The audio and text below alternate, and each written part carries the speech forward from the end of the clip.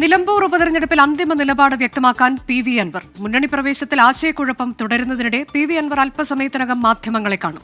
സ്ഥാനാർത്ഥി പ്രഖ്യാപനത്തോടെ മണ്ഡലത്തിൽ UDF സജീവ പ്രചാരണത്തിലേക്ക് കടന്നു. മണ്ഡലത്തിൽ പ്രതിപക്ഷ നേതാവിനൊപ്പം പഞ്ചായത്ത് കൺവെൻഷനുകളിൽ ആര്യാടൻ ഷൌക്കത്ത് ഇന്ന് പങ്കെടുക്കും. LDF സ്ഥാനാർത്ഥിയെ മറ്റന്നാൾ പ്രഖ്യാപിക്കും.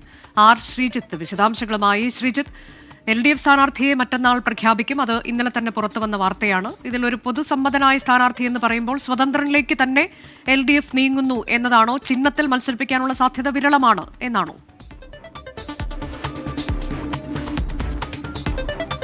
അനുജ, പൊതുസ്വതന്ത്രൻ വേണോ പാർട്ടി ചിഹ്നത്തിൽ ഉള്ള സ്ഥാനാർത്ഥി വേണോ എന്ന കാര്യത്തിൽ CPIM സംസ്ഥാന സെക്രട്ടേറിയറ്റ് ആയിരിക്കും അന്തിമ തീരുമാനമെടുക്കുക. മുഖ്യമന്ത്രിയുടെ കൂടി അഭിപ്രായം ഈ യോഗത്തിൽ രേഖപ്പെടുത്തും. അതനുസരിച്ചുള്ള തീരുമാനത്തിലേക്ക് പോകുമെന്നാണ് CPIM നേതാക്കൾ വ്യക്തമാക്കുന്നത്.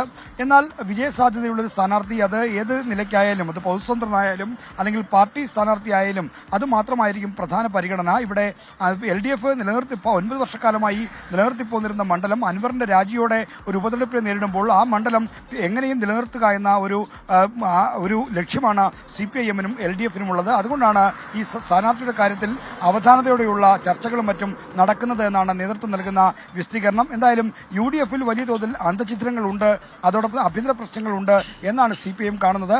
അതുകൂടി മുതലെടുക്കാൻ കഴിയുന്ന ഒരു സ്ഥാനാർത്ഥിയെ അവതരിപ്പിക്കാൻ ഉള്ള ശ്രമമാണ് CPIM-ന്റെ ഭാഗത്തുനിന്ന് ഉണ്ടാകുന്നത്. അനുജ. ശ്രീജിത്ത്, ഇപ്പോൾ അല്പസമയത്തിനകം പി.വി. അൻവർ മാധ്യമങ്ങളെ കാണാനിരിക്കുകയാണ്. ചില കൂടിക്കാഴ്ചകൾ ഇന്നലെ രാത്രിയും ഉണ്ടായിട്ടുണ്ട്. അതിൽ എന്തെങ്കിലും ഒരു ധാരണയിലേക്ക് അൻവർ എത്താനുള്ള സാധ്യതയുണ്ടായിട്ടുണ്ടോ? നമുക്ക് എന്താണ് കിട്ടുന്ന വിവരം? അയയുന്ന സാഹചര്യമുണ്ടോ പി.വി. അൻവറിന്റെ ഭാഗത്തുനിന്ന്? അനുജ, ഈ പി.വി. അൻവറിന് UDF പ്രവേശനം അല്ലെങ്കിൽ UDF-മായുള്ള സഹകരണം സാധ്യമാകണമെങ്കിൽ അയയാതെ നിവൃത്തിയില്ല എന്ന കാര്യം അൻവറിനും ബോധ്യപ്പെട്ടിരിക്കുന്നു എന്ന് വേണം മനസ്സിലാക്കാൻ. 48 മണിക്കൂർ ഒരു ഡെഡ് ലൈൻ ഇട്ടുകൊണ്ട് UDF-ന് മേൽ, കോൺഗ്രസിന് മേൽ സമ്മർദ്ദം ചെലുത്താനാണ് പി.വി. അൻവർ ശ്രമിച്ചത്. ആര്യാടൻ ഷൌക്കത്തിന്റെ സ്ഥാനാർത്ഥിത്വം ഔദ്യോഗികമായി പ്രഖ്യാപിച്ചതിന് പിന്നാലെ മാധ്യമങ്ങൾ നടത്തിയ പ്രതികരണത്തിൽ പരിധി വിട്ടുള്ള പ്രതികരണങ്ങൾ അൻവറിന്റെ ഭാഗത്തുനിന്നുണ്ടായി. ഇതോടുകൂടി അൻവറുമായുള്ള എല്ലാ ആശയവിനിമയങ്ങളും അവസാനിപ്പിക്കുന്നതായി കോൺഗ്രസ് നേതൃത്വം വ്യക്തമാക്കി. പ്രതിപക്ഷ നേതാവ് VD സതീശൻ അടക്കമുള്ള ആളുകൾ അൻവറുമായി സംസാരിക്കാൻ പോലും കൂട്ടാക്കിയില്ല.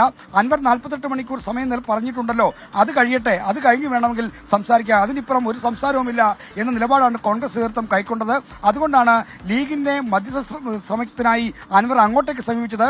ഒരു ഘട്ടത്തിലും ലീഗ് ഇങ്ങോട്ട് പി.വി. അൻവറിനെ സമീപിച്ച് തങ്ങൾ ഒരു മധ്യസ്ഥതയ്ക്ക് തയ്യാറാണ് എന്ന തരത്തിൽ ഒരു അഭിപ്രായ പ്രകടനം നടത്തിയില്ല. പാണക്കാട്ടും ഒപ്പം തന്നെ മറ്റും പി. കുഞ്ഞാലിക്കുട്ടിയും ബന്ധപ്പെട്ട അൻവർ അങ്ങോട്ടുള്ളൊരു ശ്രമമാണ് നടത്തിയത്. എന്നാൽ കോൺഗ്രസ് അയയുന്നില്ല എന്ന് കാണുമ്പോൾ അൻവറിന് മുന്നിൽ മറ്റു പോംവഴികളില്ല. പിണറായി സത്തെ തോൽപ്പിക്കുക എന്ന തന്റെ രാഷ്ട്രീയ ലക്ഷ്യം നിറവേറ്റുന്നതിന് അൻവറിന് എന്തായാലും ഒറ്റയ്ക്ക് കഴിയില്ല എന്ന കാര്യം വ്യക്തമാണ്. അതുകൊണ്ട് തന്നെ UDF-മായി സഹകരിക്കുക എന്നത് മാത്രമാണ് അൻവറിന് മുന്നിലുള്ള പോംവഴി. ഇന്നലെ രാത്രിയോടുകൂടി തന്നെ അൻവർ അല്പം അയഞ്ഞിരുന്നു. ബസ്സിൽ ഇരുന്ന് യാത്ര ചെയ്യണം എന്നായിരുന്നു ആദ്യം അദ്ദേഹം ശഠിച്ചത്. ഇന്നലെ ബസ്സിൽ ഇരുന്നില്ലെങ്കിലും ഫുട്ബോളിലും കോണിയിലോ എങ്കിലും പോയാൽ മതി എന്ന നിലയ്ക്ക് അദ്ദേഹത്തിന്റെ പ്രതികരണം മാറി. ഇതെല്ലാം അയവിന്റെ സൂചനയായിട്ടാണ് കണക്കാക്കുന്നത്. ഇപ്പോൾ അദ്ദേഹം നടത്തുന്ന വാർത്താ സമ്മേളനം അദ്ദേഹത്തിന്റെ രാഷ്ട്രീയ ഭാവിയെ സംബന്ധിച്ചിടത്തോളം തന്നെ നിർണായകമാണ്. അതാണ്, അസോസിയേറ്റ് മെമ്പറായെങ്കിലും തുടരാൻ കഴിഞ്ഞാൽ അത് മതി എന്ന തരത്തിലേക്ക് പി.വി. അൻവർ എത്തുകയാണ് എന്നതാണ് സൂചന. അല്പസമയത്തിനകം അദ്ദേഹത്തിന്റെ വാർത്താ സമ്മേളനം ഉണ്ടാകും. എന്താണ് നിലപാട് എന്നത് പി.വി. അൻവർ പ്രഖ്യാപിക്കും.